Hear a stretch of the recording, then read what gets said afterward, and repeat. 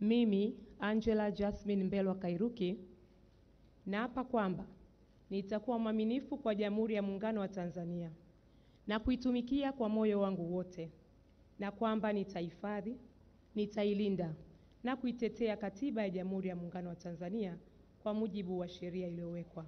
Ewe Mwenyezi Mungu unisaidie. Mimi, Angela Jasmine Mbelwa Kairuki, naapa kwamba nitaitumikia vyema na kwa moyo thabiti Jamhuri ya Muungano wa Tanzania katika kazi zangu za Waziri wa Mawasiliano na Teknolojia ya Habari, na kwa wakati wote nitamshauri kwa hekima na uaminifu Rais wa Jamhuri ya Muungano wa Tanzania, na kwa vyovyote vile sitatoa siri za baraza la mawaziri. Ewe Mwenyezi Mungu unisaidie.